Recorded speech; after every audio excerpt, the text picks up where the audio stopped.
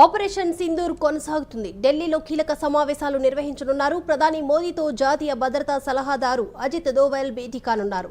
యుద్ధ పరిస్థితులపై మోదీ, అజిత్ చర్చించనున్నారు. మరోవైపు సిడిఎస్ త్రివిధ దళాల అధిపతులతో కూడా రక్షణ మంత్రి రాజ్నాథ్ సింగ్ భేటీ కొనసాగుతుంది. పాక్ దాడులు, భారత ప్రతిచర్యలపై రక్షణ విదేశాంగ శాఖ మీడియా సమావేశాలు నిర్వహించనుంది. మరి కాసేపట్లో కేంద్ర విదేశాంగ మంత్రి కీలక ప్రెస్ మీట్ కూడా పెట్టనున్నారు. ఈ అంశానికి సంబంధించి ఓవరాల్ అప్డేట్స్ అందించడానికి మా ఇన్పుట్ ఎడిటర్ ప్రవీణ్ అందిస్తారు. ఎస్ దీపిక, అయితే పహల్గామ్ ఉగ్రదాడి నేపథ్యంలో భారత్ సరైన ధీటుగా జవాబు ఇస్తుందనే చెప్పాలి. నిన్న జరిగినటువంటి కుట్రపూరితమైన ఆలోచనతో ఉన్నటువంటి పాకిస్తాన్కు గట్టి ఎదురుదెబ్బ తాకిందనే చెప్పాలి. అదేవిధంగా నిన్న చూసుకుంటే డ్రోన్ల ద్వారా భారత్లోని ప్రధాన నగరాలను టార్గెట్గా చేసుకుని డ్రోన్లతో దాడి చేయాలని నిర్ణయించుకున్నటువంటి పాకిస్తాన్కు మన భారత సైనికులు గట్టి జవాబునే ఇచ్చారని చెప్పాలి. అదేవిధంగా నేవీ దళం కూడా 1971 తర్వాత సుమారు 54 సంవత్సరాల తర్వాత అయితే భారత నేవీ దళం కూడా తిరుగుబాటు చేసింది కానీ చెప్పాలి. త్రివిధ దళాలు మొత్తం టోటల్గా కూడా త్రివిధ దళాలు పాకిస్తాన్ని ఉక్కిరిబిక్కిరి చేస్తున్నాయి. Rawalpindi and another one Karachi, ఏదైతే పాకిస్తాన్కు ముఖ్యంగా సరఫరా చేసే ఏదైతే పోర్టు ఉంటుందో ఆ పోర్టుని మొత్తం టోటల్గా నిన్న దడదడలాడించిందనే చెప్పాలి. ఆ విధంగా పాకిస్తాన్ చర్యలన్నింటినీ కూడా భారత్ ఎక్కడ చూసినా అక్కడికక్కడే ఆపేస్తూ వస్తుంది.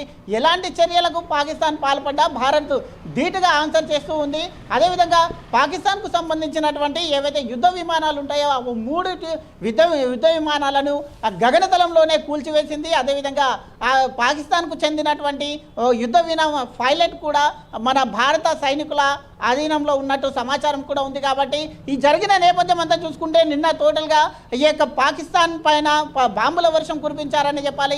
టోటల్గా ఈ వ్యవస్థను మొత్తం టోటల్గా రక్షణ శాఖ మంత్రి అండ్ ప్రధానమంత్రి నరేంద్ర మోదీ సమక్షంలో ఈ యొక్క త్రివిధ దళాల అధిపతులు ఎవరైతే ఉంటున్నారో వాళ్ళతో మీటింగ్ కూడా కండక్ట్ చేయబోతుంది. మీటింగ్ కండక్ట్ చేసిన అనంతరం అక్కడ జరిగినటువంటి సిచ్యువేషన్ ఏ విధంగా ఉంటుంది, తదుపరి చర్యలు ఏ విధంగా తీసుకోవాలి అనే కోణంలో కూడా ఆలోచించే స్థితిలో ఉన్నట్టు తెలుస్తుంది. కాసేపటి క్రితమే రక్షణ శాఖ మంత్రితో అయితే ఈ యొక్క త్రివిధ దళ అధిపతులు కూడా మీటింగ్ కండక్ట్ చేశారు. వాటితో పాటు మీటింగ్ కూడా నడుస్తుంది. దాంట్లో కీలకమైన విషయాలు తీసుకోవడం జరుగుతుంది. కాసేపట్లో మీడియా సమావేశం కూడా ఉండనట్టు తెలుస్తుంది. అయితే దీని నేపథ్యంలో ఇదే అదునుగా చూస్తున్నటువంటి పాకిస్తాన్లోనే ఉంటున్నటువంటి ఒక పాకిస్తాన్లో ఉంటున్నటువంటి బలూచిస్తాన్ ఇదే అదను చూసుకొని పాకిస్తాన్ పైన విరుచుకుపడింది.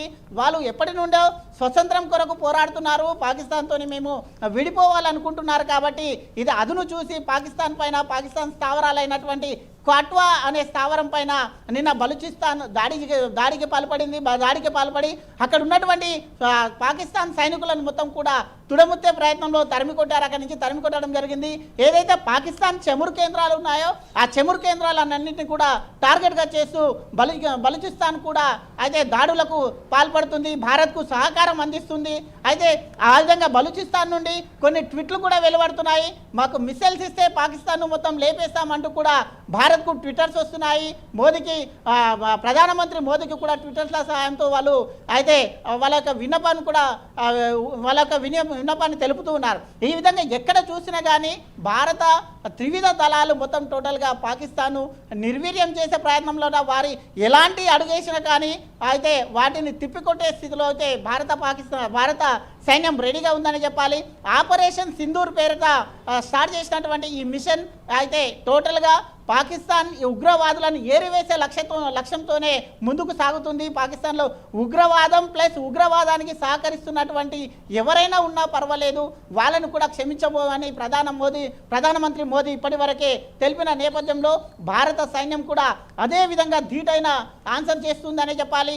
గగనతలంలో కూడా వాళ్ళు ఎక్కడ చూసినా వాళ్ళ యొక్క ఏ డ్రోన్లతోనే దాడికి పాల్పడ్డా కూడా ప్రధాన నగరాల గుండా డ్రోన్లతో దాడికి పాల్పడ్డ దాడిని ధీటుగా ఎదుర్కోవడానికి భారత సైన్యం ఎప్పుడు కూడా సిద్ధంగా ఉంటుందని భారత సైనికులు నిన్న ఒక ఇదాన్ని తెలపడం జరిగింది.